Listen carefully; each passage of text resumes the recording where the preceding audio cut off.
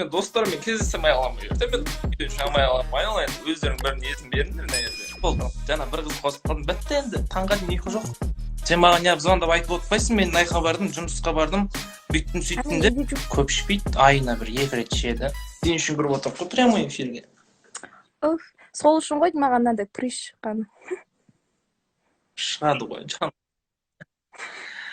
ал достар бағанадан бері айтып отқан Надира деген қыз осы қыз үйленген 2 баласы бар күйеуіне бөлек тұрады десе ойнап айтып отырмын осы қызбен короче осы қызбен бір ретте прямой эфирде бардық қоя тұр айналайын ер азаматтар сөйлеп отқан кезде менің сөзімді бөлгенің қай сасқаның тәйт осы қызбен алдыңғы эфирде танысып екеуміз киноға баратын болып кәдімгідей күшті танысып сондай болғанбыз сол эфирден бері менен саған жоқтың ғой киноға бардық өйттік бүйттік сөйттік деген сияқты елдің барлығы короче дайрект только бір ақ нәрсе сұрайды Надира не болды екеуің киноға бардыңдар ма анау мынау и Надираны да короче несінде дайрегінде де елдің бәрі сөйтіп сұрайды екен ары қарай Надира өзіңіз айтыңыз енді біз не істедік бардық қой айтсаңызшы не болды қалай болды өте жақсы болды айтыңыз ұялмаңыз көп нәрсе айтуға болмайды ғой енді мына жерде мен сонша Надира деп күттіріп қойғаннан кейін ештеңе айтпасақ та болмай қалады кішкене хотя бы шет жағасын айтып берсей не болған қалай болғанын мен төледім деймін ба мына мен төледім ба деген не сонда қарыз қалған жоқпыз соны айтайын ба қарызға бердім кстати 2000 теңге таппай жатыр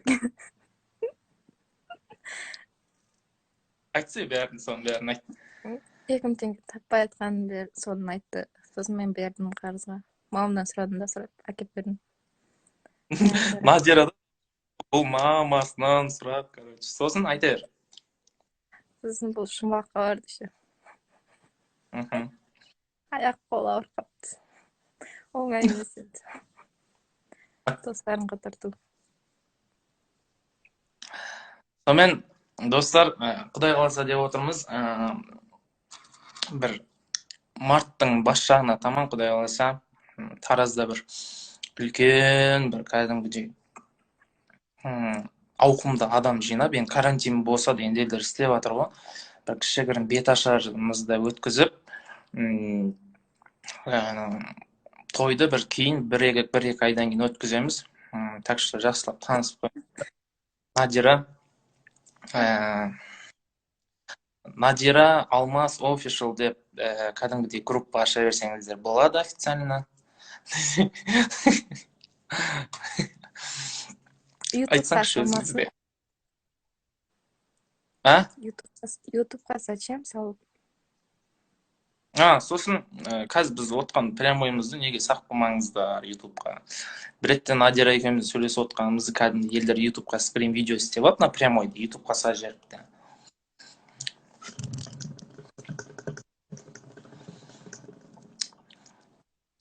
қалай былай негізі жарасамыз ба жараспаймыз ба соны айтсаңыздар кетіп тұрмыз ба негізі былай өте тәрбиелі қыз артық неле қылықтары жоқ көп ішпейді айына бір 2 рет ішеді ішкенде де бір плотно ішетіні бар құлап десең ішпейді бірақ ішсе құлады айына 2 рет бірінші күні тоқтамай ішеді кешке ештеңе жемейді үй ше таң қалады мынандай закуска и ертесі күні ауырады ғой бас жазады айына бір 2 рет не істейді ішеді болады не айтып кеттің бәрі сөйтіп ойлап қалады қазір ондайды айтуға болмайтын еді сосын тағы ютубқа салып жүрсе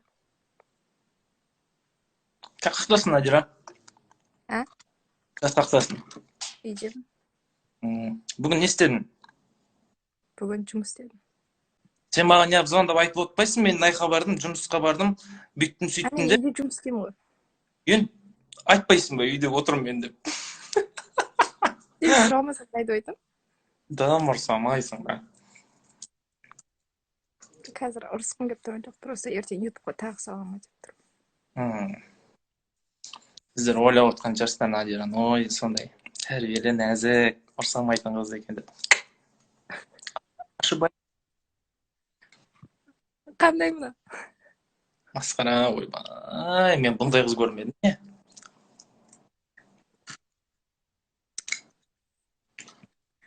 Жаңа қыздармен сөйлеспедің бе такансы?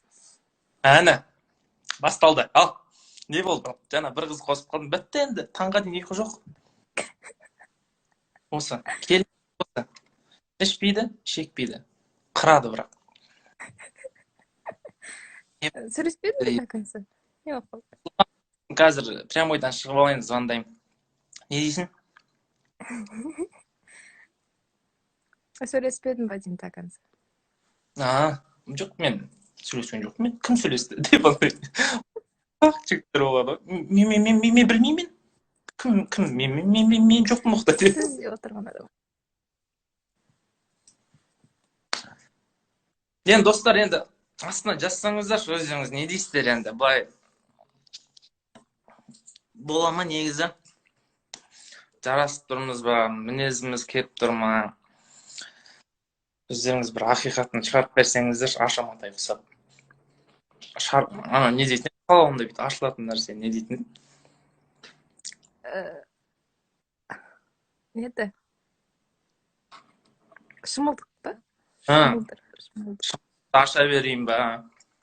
Сырласу бөлмесіне бара берейік па? Деген сияқты нәрселерді айтсаңыздар, енді өздеріңіз. Өздеріңіз қоймаңыздар, прямой. Надира не болды? Мен Надира алдарыңызда отыр, прямой қосылып тұр. Қай елдің қызы екен дейді. Әні, айт, қай елдің қызысың? Қай елдің қызы? Жүзің сұрап отыр. Қай жүз? Найман, орта жүз. Наймансың ба не? Иә.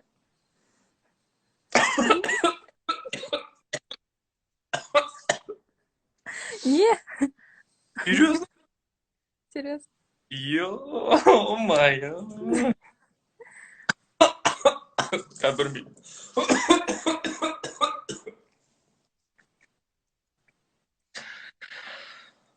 Наймансың ба? Иә.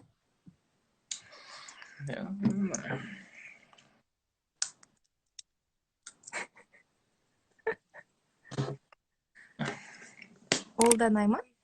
Сен кімсің? Сен кімсің? Мен де найманмын ғой. Құрмаш? Серьезно. Дулат емеспін бе? Найман, ой, не, Тараз. Ой, найманмын деймін. Ой, да ладно. Жоқ, ойнап айтатырмын, мен найман емеспін, мен немін ғой. Ұлы жүз ойық. Ал, достар, концерттің көкесі енді басталды, онан қарасы. Қыз найманмын деп тұр ғой, не істейін айналайын. Ертең мені ұстау жейді ғонам менің, ойбай. Демейді тат, дезейден. Ойбай, айналайындар, мен достарыммен кездесемей аламын. Ертең мен үйде жамай аламын, айналайындар. Өздерің бірін есін беріңдер, мына жерде. Жоқ, зачем олай бөлініп? Бәріміз бір дейміз ғой. Бәріміз бір дейміз, бірақ сен басқасың.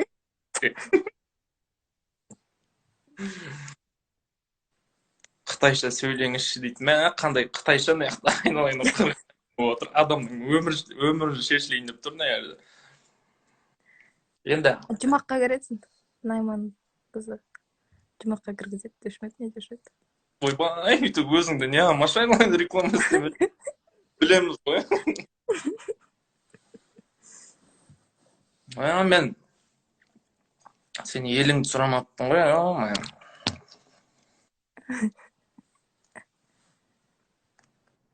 Найман болса не бопты дейді. Жоқ, ештеңесі жоқ, нормально. Мен не істемеген мандай. Найман қыздармен вообще өмірімде бір рет болсын сөйлесіп көрмегенмін ше. Кәдімгідей бірінші рет и сәл кішкене қорқынышты болып тұр. Қобалжып тұрмын, дірілдеп тұрмын. Оңайға соғып тұрған жоқ бұл әңгімеміз.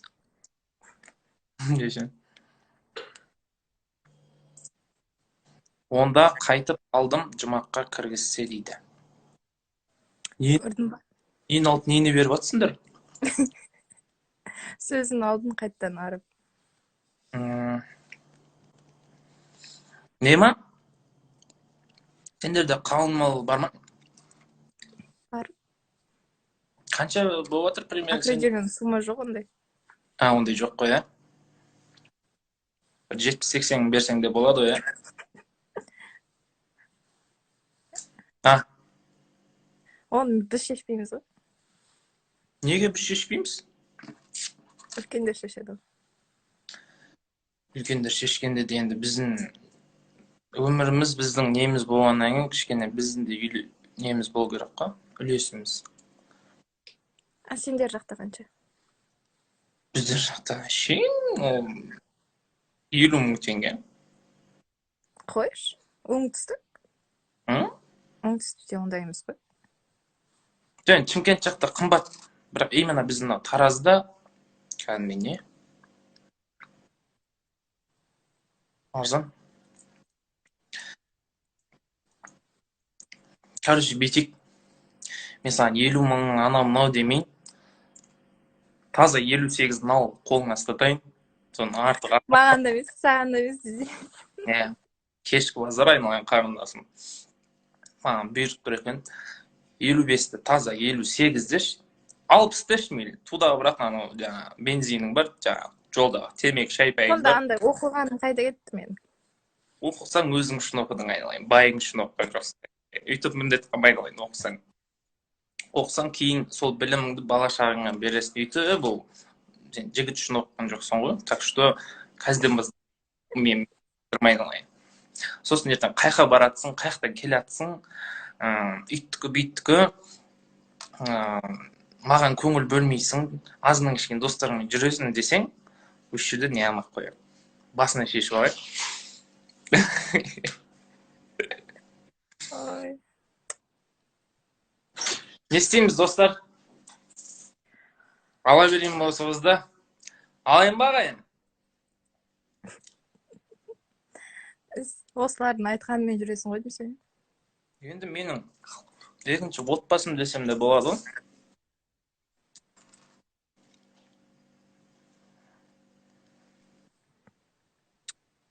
Дәл осы қыз дәл осы қыз базарда 50-ден деп тұр дейді. В смысле? Вообще. Анау неден Яляннан көрдім осында. 45-тен көрдім. Маған айтатын жоқ ешкім. Алиэкспресстен 30-ға келеді десе біреу. Достар, мынандай ғой.